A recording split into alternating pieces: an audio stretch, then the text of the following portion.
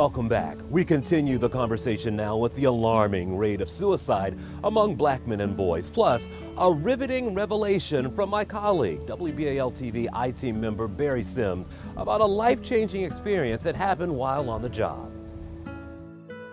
One of the things that draws in, I think, is the suicide rate. And I guess growing up, I never thought of it as a black male thing. And now, when I hear the stats, it's mind-boggling. I would have never guessed. And so I'm guessing, one, what do you think it comes from? How are we getting so deep? And then two, how do we turn the corner to make sure it doesn't happen to more young guys? One, like I said, a lot of these young men don't know how to express themselves.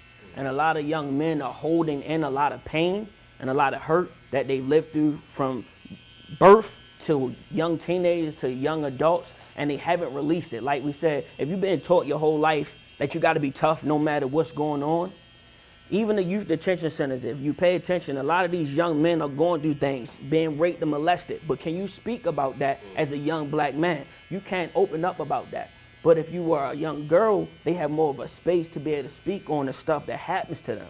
So if you are a young man and you don't feel like you have an opportunity or a platform or a space to speak on, you've been abused in any type of way, you don't have nowhere to express yourself, you have hurt and pain that you've been holding in the inside, and the only thing you feel like you can do is get high or drink, you start to explode. It's called implosion. So in the inside, you explode in the inside, and now it's trying to come out in a certain way.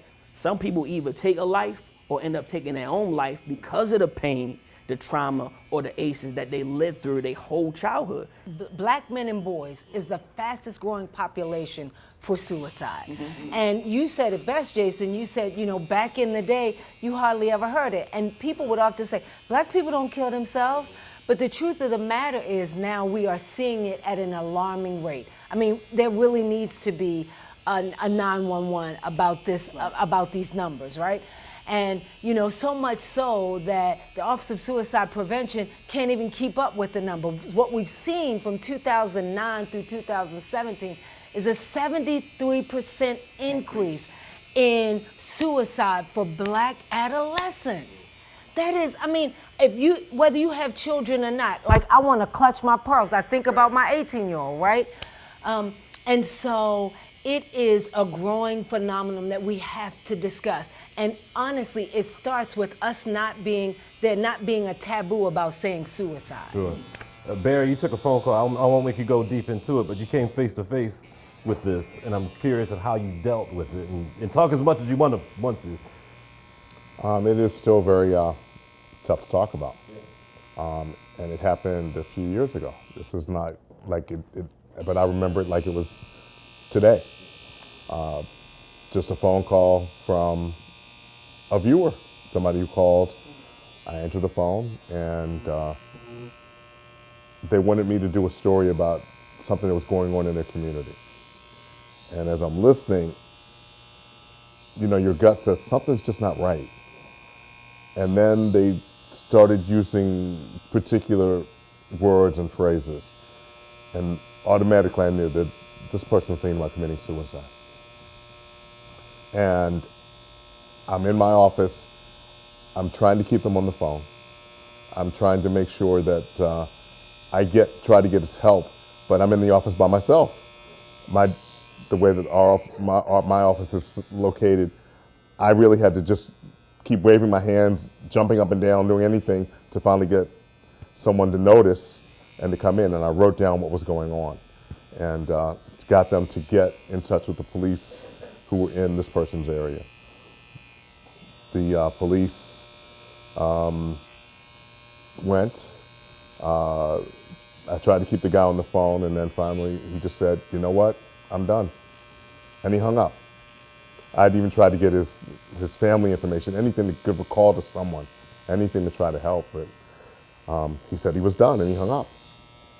And about a half hour later, the police called back to the station, and we're trying to deal with, and they want to know from me, what time did the man call, what types of things did he say, and your feeling is something's happened. but you don't want to feel that way. And so I'm like, okay, he's okay. They got him to the hospital. That's all I kept telling myself. I mean, even now I still shake and stuff from this, but he actually committed suicide. And when I found that out, I'm sitting in my office and I just froze. I couldn't move. I just sat there, and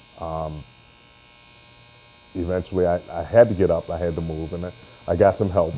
But you're then, telling me that you felt it inside, that you knew that Oh, you couldn't cope by yourself. I felt total guilt. You felt guilt. Oh, of course. Because why didn't I move faster? Why didn't I, what else could I have done? How come I couldn't keep him on the phone? All those things kept going. And eventually, I had to take days off.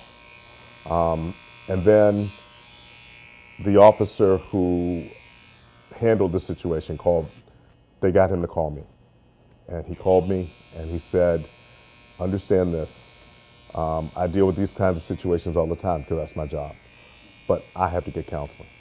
And he said, you need to go do that now. And of course, I'm like, I'm not going to do that. I can manage, but I wasn't managing. I couldn't function. And I'm thinking, I don't even know this man. I never met this man. I've only talked to him on the phone. But the guilt of not being able to help him and the feeling of failure, it wasn't just guilt, it was failure too. And trying to deal with all of that. So yeah, I did. I had to go get counseling. We run out of time here. Let's talk about solutions. We'll be fast about it. We can go around the room if you want. You can jump in. If there's something you learned today, if there's something that you want to take home, or something that viewers end up watching today. It's okay to have emotions. We just have to learn how to process them in healthy ways. Sure. I think I'd be remiss if I didn't say I'd love to see more organizations like the Black Mental Health Alliance, who, we've got lots of clinicians who are skilled and trained to really be able to understand the importance of culturally competent, culturally grounded care for communities of color. And so we need more of that. We need more conversations like this. I would say stop judging people before you understand that actual person. So a lot of the times within our community, we'll look at a young man or a young lady and not know what circumstance or condition or lifestyle they're coming from. We just looking at an outer shell or how they might speak, and we judge that person. We have schools that expel students without figuring out what's the core problem or what's going on with that child at home. Let's start figuring out what's the core issue with everyone that's going through something, and then try to address that. The host here, the original therapist. For you guys, I know you hear it all, but as you leave today, what's the word you put into the ear to the next man that sits in this chair? Man, show love, spread love, and be love. Because everybody looking for connection and communication to feel comfortable. Yeah. And just be love. I want to thank you for the hospitality. Thank you. The doors are open, so we'll take the conversation from inside back out into our community.